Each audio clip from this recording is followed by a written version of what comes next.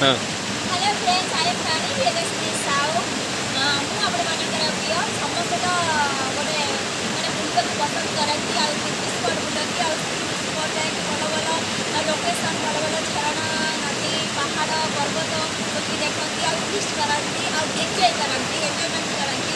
କିନ୍ତୁ ମୁଁ ଆପଣମାନଙ୍କୁ ଦେଖେଇବି ଗୋଟେ ଏମିତି ଜାଗାରେ ବସି ପହଞ୍ଚି ଯାଇଛି। ଏଇଟା ହେଉଛି ଦେବଗଡ଼। ଆଉ ଦେବଗଡ଼ ଦେଖିପାରୁଥିବେ, ଏଇଟା ହେଉଛି ଗୋଟେ ବହୁତ ସୁନ୍ଦର ବଡ଼ ଝରଣା ହେଉଛି ଦରଗଡ଼ି ଝରଣା। ନାଁଟା ହେଉଛି ଯେମିତି ଦରଗଡ଼ି, ସେମିତି ସରକାରଙ୍କର ଟିକେ ସୁବିଧା ମିଳିପାରୁନି ଆଉ ଟିକେ ଲୋକେସନ୍ ଟିକେ ଡେଭଲପମେଣ୍ଟ ହେଇପାରୁନି। ଏରିଆ ଝରଣା ଟିକେ ଡେଭଲପମେଣ୍ଟ ହେଇପାରୁନି। ଆଉ ଆପଣ ସରକାର ସହଯୋଗ କରିବେ ଯେ ଏରିଆ ଏ ଝରଣା ପ୍ରାକୃତିକ ପରମ୍ପରା ବଞ୍ଚି ରହିବ, ଟିକେ ଡେଭଲପମେଣ୍ଟ ହେଇଯିବ, ବହୁତ ଭଲ ହେବ। ଆସନ୍ତୁ ଆପଣମାନେ ଦେଖିବେ, ମୁଁ ଆପଣଙ୍କୁ ଦେଖେଇବି। ପ୍ରଥମ ଥର ପାଇଁ ଆସିଛି ଫିଷ୍ଟ ପିକନିକ୍, ଗୋଟେ ମସ୍ତ ଲୋକେସନ୍, ଭେରି ବ୍ୟୁଟିଫୁଲ୍ ଲୋକେସନ୍ ଆଉ ବ୍ୟୁଟିଫୁଲ୍ ଝରଣା। ଆସନ୍ତୁ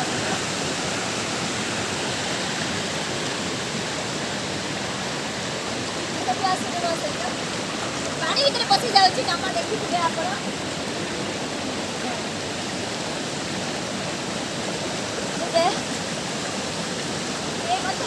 ଧର ବୁଝିକି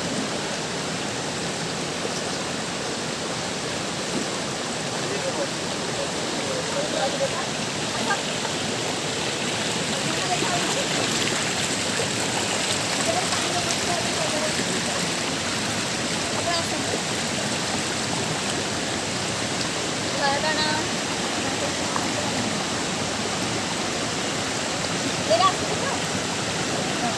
ଆପଣ ଲୋକେସନ୍ ଦେଖନ୍ତି ବୁଲେଇ କେମିତି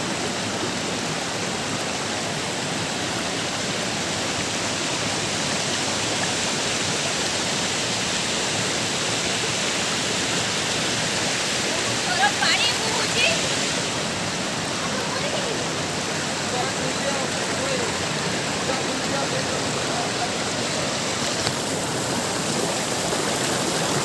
ତୁ ଏଇଠୁ ନେଇଯା, ମୁଁ ଆଉ କାହିଁ ଯିବି। ଦେଖନି ଆଗ ଗୋଟେ ବଢିଆ ଅଛି, ଏଇଟା ଜୁତାଟା ଖୋଲିଦିଅ।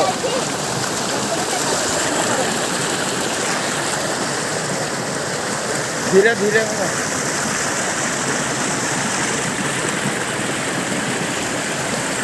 এই পত্র এই রিটার্নের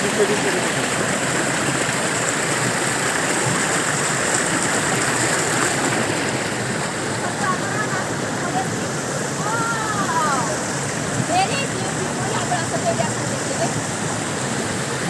ଏଇଠି ପହଞ୍ଚୁ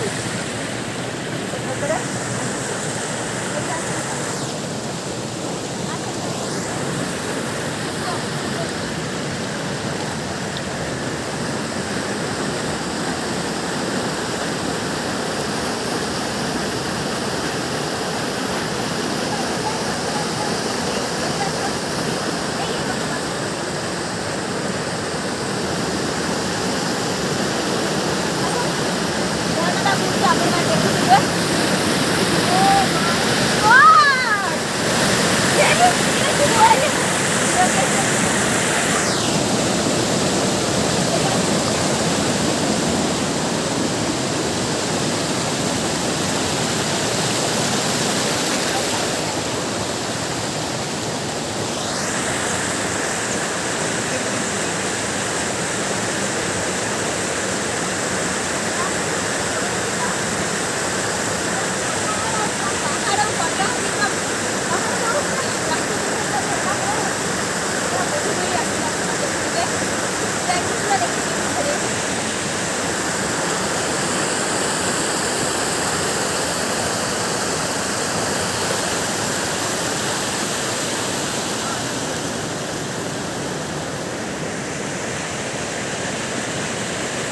ଆପଣମାନେ ଯଦି ଆସି ବୁଲିବାକୁ ଚାହୁଁଛନ୍ତି, ପିକନିକ୍ କରିବାକୁ ଚାହୁଁଛନ୍ତି, ଏଇଟା ଫିଷ୍ଟ କରିବା ପାଇଁ ବହୁତ ଭଲ ଅଛି, ମସ୍ତ ହେଇଛି। ଆପଣମାନେ ସମସ୍ତେ ଏଇଟାକୁ ଆସିପାରିବେ। ଏଇଟା ହେଉଛି ଦେବଗଡ଼ ଜିଲ୍ଲାରେ ଯାଉଛି। ଦରଗଡ଼ି ଝରଣା କହିଲେ ସମସ୍ତେ ଜାଣନ୍ତି, ପ୍ରସିଦ୍ଧ। ଆଉ ସରକାର ରିକ୍ୱେଷ୍ଟ କରିଛି ଆଗେ ଡେଭଲପମେଣ୍ଟ କରନ୍ତୁ। Thank you so much, love you all.